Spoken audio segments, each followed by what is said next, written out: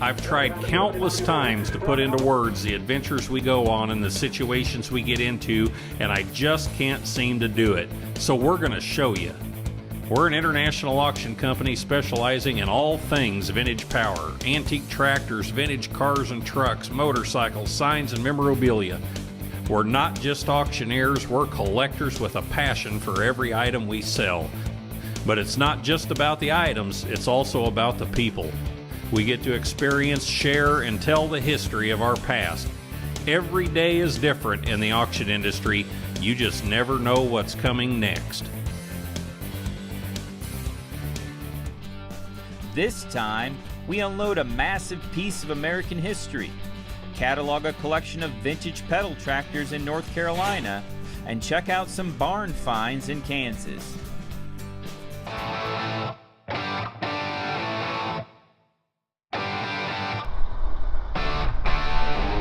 A shipment has just arrived from Iowa. On it is one of the most desirable antique tractors ever built. It's a Pioneer 30, first built in 1910 by the Pioneer Manufacturing Company of Winona, Minnesota. Laying down in one piece.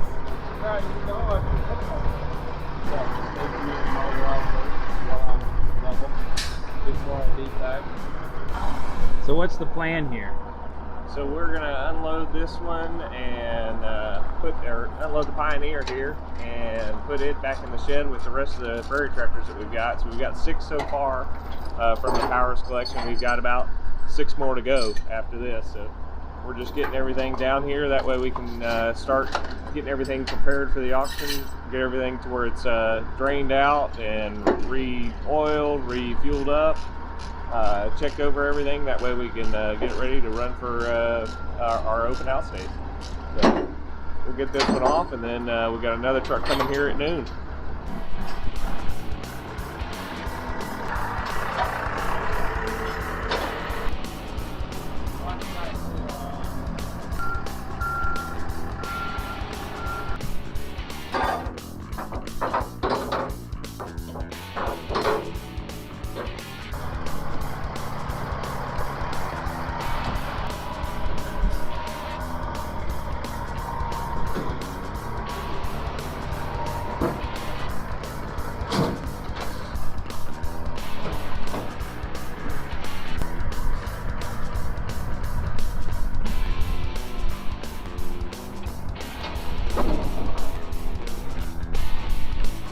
This Pioneer is from the Dennis Powers collection and sells on the 2022 Pre-30 auction. It's one of several antique tractors from the collection selling on the auction, but the Pioneer is definitely one of the showstoppers.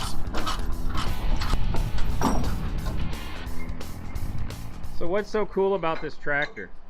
You know, this is it kind of has its own uniqueness. I mean, the big wheels are one thing, but I mean, to have a full kind of locomotive style cab, that's really unique. I mean, a lot of them didn't have that. Most of them had, the prairie tractors anyways, did have a cab of some sort. Not a lot of them had glass like this, so that's really something that's unique. The big front and rear wheels also is pretty unique, but it's just a huge tractor in general. And it said that these things can go really fast too, like over 6 miles an hour or something.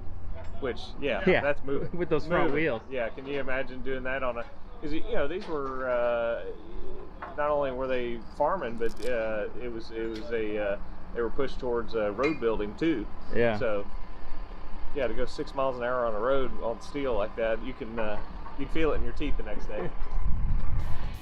The rear drive wheels are 2 feet wide and 8 feet tall. It's not just the size that's impressive. The tractor is powered by a unique 4-cylinder horizontally opposed gasoline engine. The cylinders have a 7-inch bore, and the engine has 1,230 cubic inches of displacement. It's rated at 30 horsepower on the drawbar and 60 horsepower on the belt.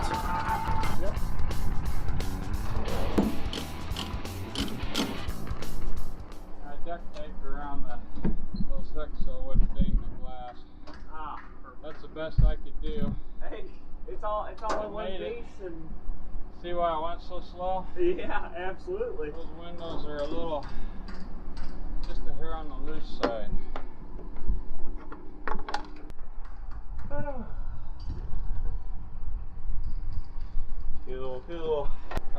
I might have a little bit of brake. What we'll do is maybe pull it forward. I can test it with some blocks in the front. That way, if not, we may have to swap, put one in the back, put somebody else on the tractor pulling forward just to get it moving down, and we'll use the telehandler to brake it coming down. That way we don't get too squirrely.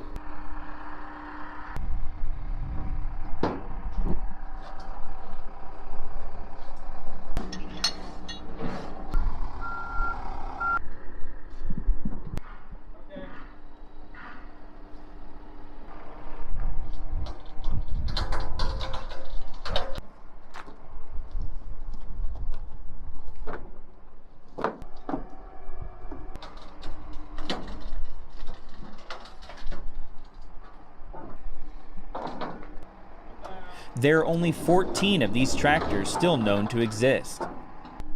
Coming down, Alex. Here we go.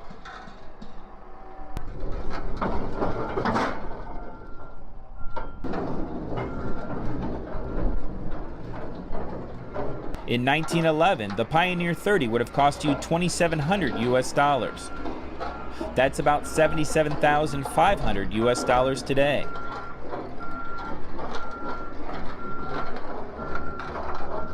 The Pioneer Manufacturing Company soon switched to building smaller tractors, but the Pioneer 30 was still offered up until the company stopped doing business in 1927.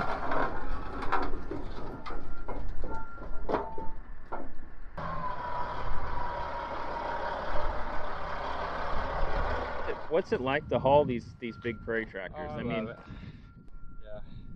Yeah. Kind of gotten into the niche a Well, little bit. a lot of stuff I did really wide. Right, Industrial switch gears, and like I said, this is a fun part of trucking. Well, But that's it takes yeah.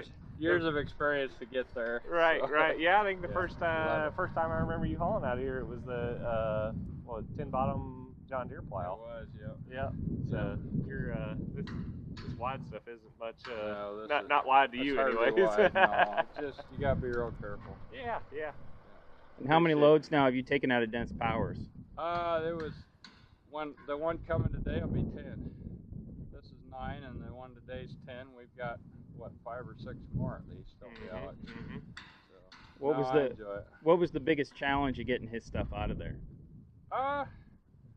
The timing for everybody involved.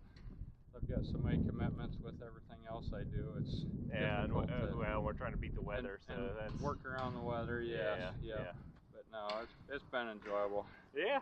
So yeah, but 30 years of doing it, It helps quite a bit. Yeah. So then you guys were just talking about can you tell me about what happened with the Aumann Taylor? There was a bad windstorm that came through there. A tornado not too far from that farm, and 80-mile-an-hour winds from the south. That building faces north and south. It took the south doors out, pushed the west door into that Aumann Taylor, turned it 90 degrees clockwise, and straight up against vertical against the back of that Aumann Taylor. Yeah, and just hit the canopy brackets and the canopy, so the tractor itself didn't look like it had any damage at all, which is pretty amazing. And they told me that building had been there, or has been there for 50 years, and never had a lick of damage. And of course, once we start hauling out of there, like I said earlier, I'm just glad we got the 3060 case out that way, because it was the first thing at the door. So man, that would have been a major ordeal otherwise. So this is something we can fix easy. That's right. So, yeah. Okay. Cool. We'll probably see you Thursday then. All right, Thanks sounds a good. lot. All right, thanks. It's only about a month until the pre-30 open house, and there's still more tractors to be delivered. They'll need all hands on deck to get these tractors running before then.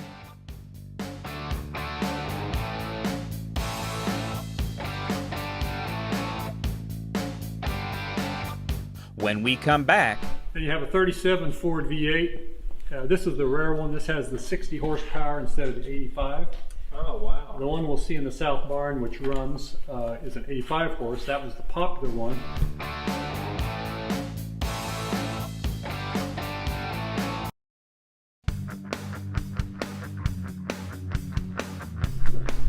Then here, this lineup is listed on your sheet, but pretty good yard art here. I'd say. The 36 Ford V8 pickup. The last tag on it, I think, is a 55. So I was in on digging that out of the hedgerow. Then you have a 37 Ford V8. This is the rare one. This has the 60 horsepower instead of the 85.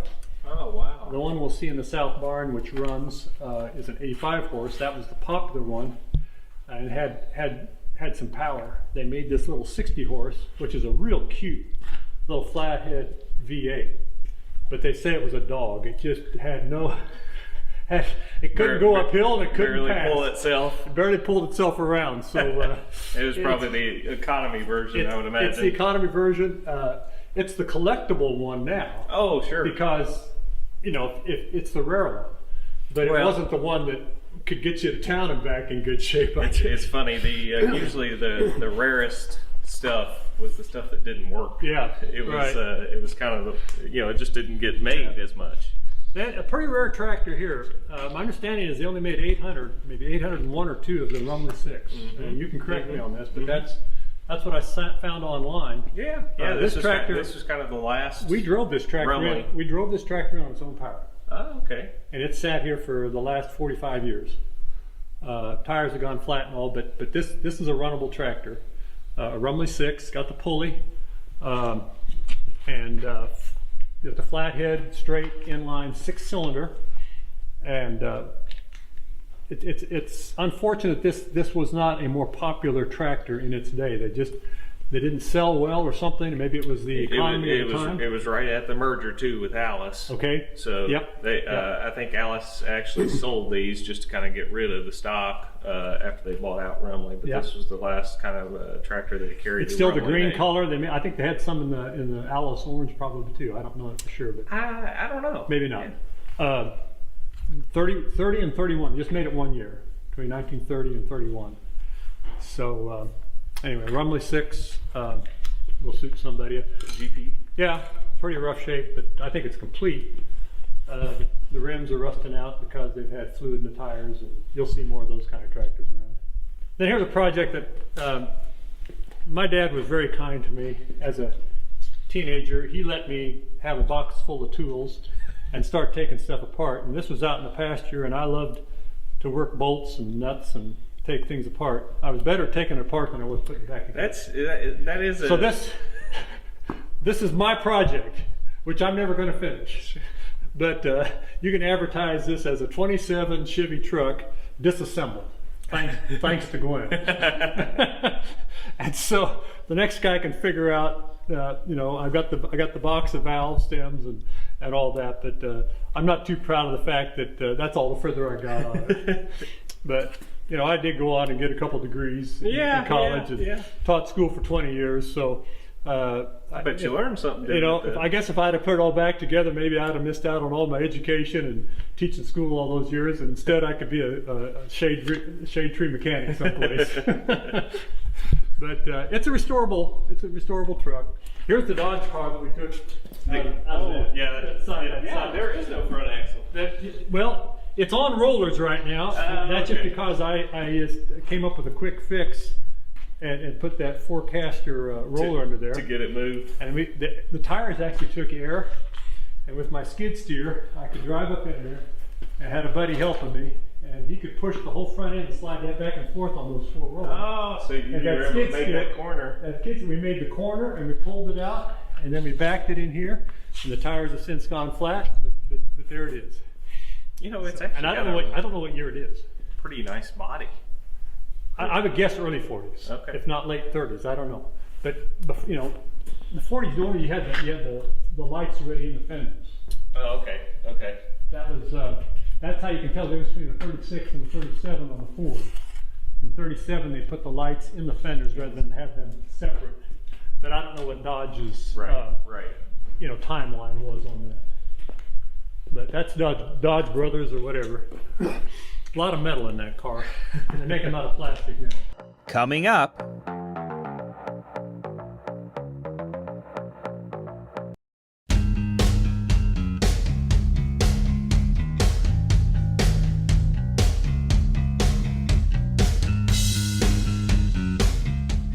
day one at the Darrell Barrier Collection. The team has just arrived and they're taking in all the sights. Darrell had great taste and was a master restorer. The collection has several restored vintage tractors, including a complete set of John Deere 30 Series tractors. There's also vintage signs, dealership clocks, farm toys, and vintage pedal tractors. Darrell's son is working with Aumann Auctions to sell his father's collection.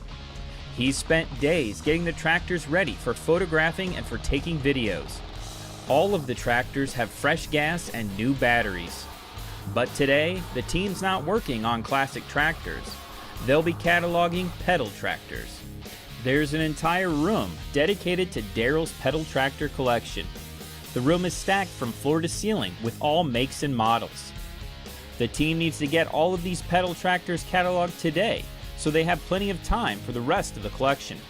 Instead of splitting into two groups, we're just gonna, all 5 of us are gonna come in, and, you know, that way we've got one guy on camera, one guy cataloging, and then the rest of it take it down. So move it. That'd be the hardest thing.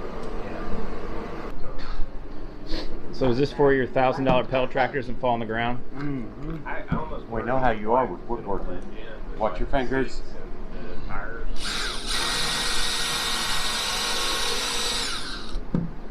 Man, serious woodworking here. We even pre-drilling holes. It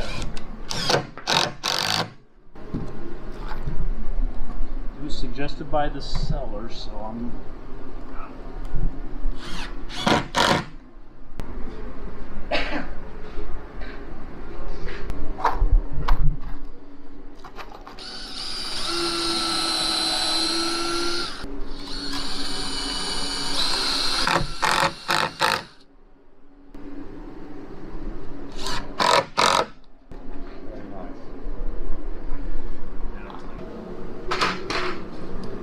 Never ends with figuring out the best way to catalog.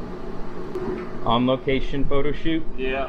When you can't take all your equipment from home with you, you always have to figure stuff out like this, or make your job as easy as possible.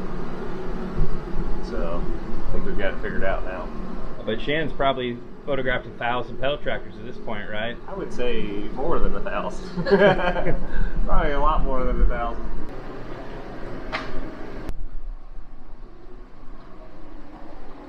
Back here in the shed. Hell of a lot easier than real tractors, isn't it? Yeah. The team needs to get all of these pedal tractors cataloged today, so they have plenty of time for the rest of the collection. Since there's no place to store the pedal tractors, they have to take them off the shelf, photograph them, and then put them back where they came.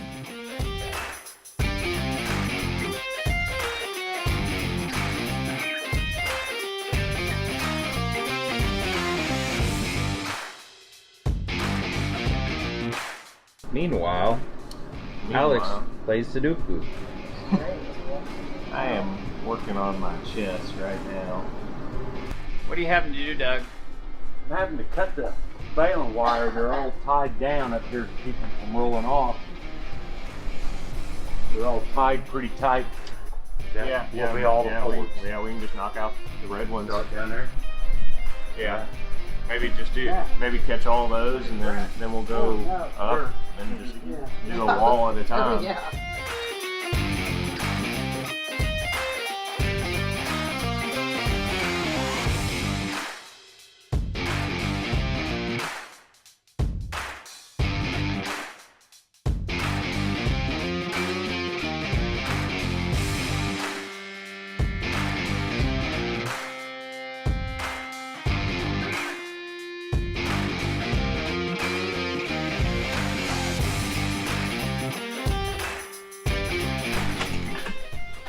So is this your 200th pedal? This would be about my 225th.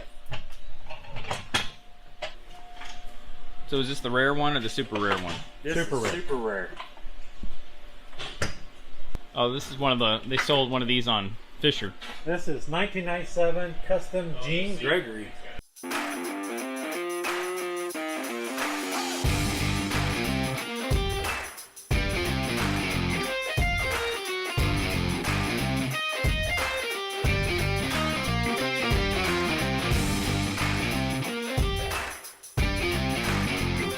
One interesting piece is a scale model of a John Deere mail wagon. These wagons were given to dealers in 1996 to commemorate 100 years of the John Deere Company.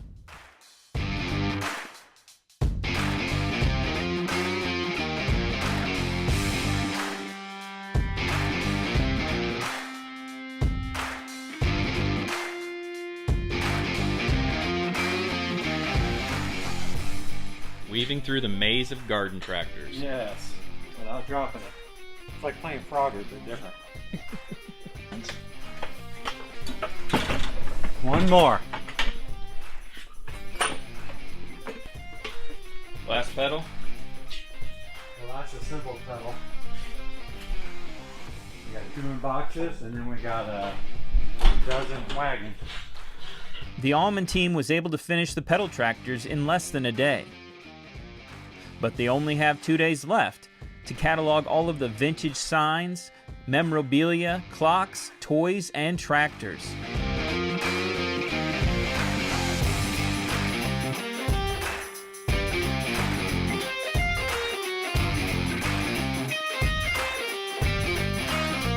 Next time, we head back to North Carolina and take a ride on some impressive antique tractors.